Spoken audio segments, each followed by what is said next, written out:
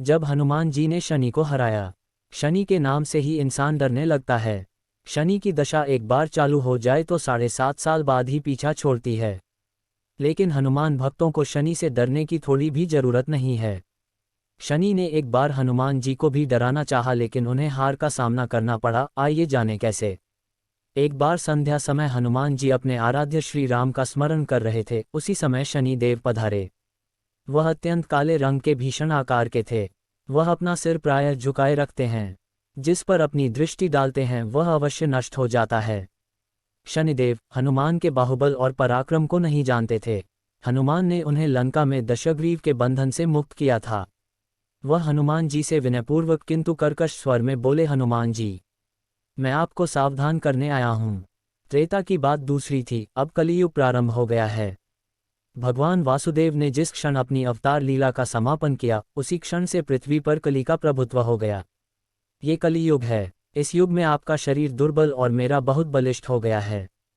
अब आप पर मेरी 7.5 की दशा प्रभावी हो गई है। मैं आपके शरीर पर आ रहा हूँ। शनिदेव को इस बात का तनिक भी ज्ञान नहीं था कि रघुनाथ के चरण आश्रितों पर काल का प्रभाव नहीं होता। उनके सेवकों की ओर दृष्टि उठाने का साहस कोई सुर असुर नहीं करता था। हनुमान जी ने शनिदेव को समझाने का प्रयत्न किया, आप कहीं अन्यत्र जाएं। ग्रहों का प्रभाव पृथ्वी के मरणशील प्राणियों पर ही पड़ता है। मुझे अपने आराध्य का स्मरण करने दें। मेरे शरीर में श्री रघुनाथ जी के अतिरिक्त दूसरे किसी को स्थान नहीं मिल सकता। लेकिन शनिदेव को इससे संतोष नहीं मिला। वह बोले, मैं सृष्टिकर्ता के विधान से विवश हूँ। आप पृथ्वी पर रहते हैं, अतः आप मेरे प्रभुत्व क्षेत्र से बाहर नहीं हैं। पूरे 22.5 वर्ष व्यतीत होने पर 7.5 वर्ष के अंतर से 2.5 वर्ष के लिए मेरा प्रभाव प्राणी पर पड़ता है। किंतु ये गौण प्रभाव है। आप पर मेरी 7.5 आज इसी समय से प्रभावी हो रही हो। मैं आपके शरीर पर आ रहा हूँ। इसे आप टाल नहीं सकते। फिर हनुमान जी कहते हैं, जब आपको आना ही है तो आइए, अच्छा होता कि आप मुझ वृद्ध को छोड़ ही देते। फिर शनिदेव कहते हैं, कलियुग में पृथ्वी पर देवता या उपदेवता किसी को नहीं रहना चाहिए। सबको अपना आवास सूक्ष्म लोकों में रखना चाहिए। जो पृथ्वी पर रहेगा वह कलियुग के प्रभाव में रहेगा और उसे मेरी पीड़ा भोगनी पड़ेगी। और ग्रहों में मुझे अपने अग्रज यम का कार्य मिला है।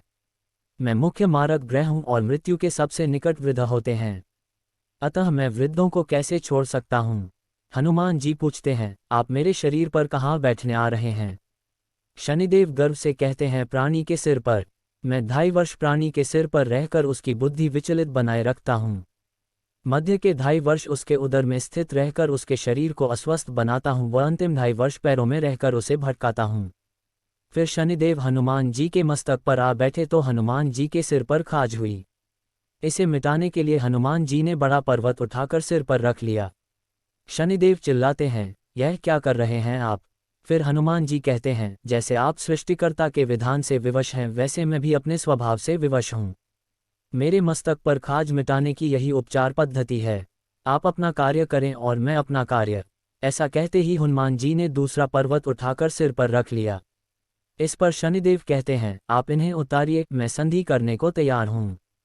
उनके इतना कहते ही हनुमान जी ने तीसरा पर्वत उठाकर सिर पर रख लिया तो शनिदेव चिल्लाकर कहते हैं, मैं अब आपके समीप नहीं आऊँगा। फिर भी हनुमान जी नहीं माने और चौथा पर्वत उठाकर सिर पर रख लिया। शनिदेव फिर चिल्लाते हैं, पवन कुमार, त्राहि माम ताहि माम, रामदूत, आंजनेयाय नमः। मैं उसको भी पीड़ित नहीं करूँगा जो आपका स्मरण करेगा। मुझे उतर जाने का अवसर दें। हनुमान जी कहते हैं, बहुत शीघ्रता की, अभी तो 5वां पर्वत बाकी है। इतने में ही शनि उनके पैरों में गिर गए और कहा, मैं सदैव आपको दिए वचनों को स्मरण रखूंगा। आघात के उपचार के लिए शनिदेव तेल मांगने लगे। हनुमान जी तेल कहाँ देने वाले थे, इसीलिए शनिदेव आज भी तेल दान से तुष्ट होते हैं। कहानी अच्छी लगी हो तो लाइक और सब्सक्राइब करें।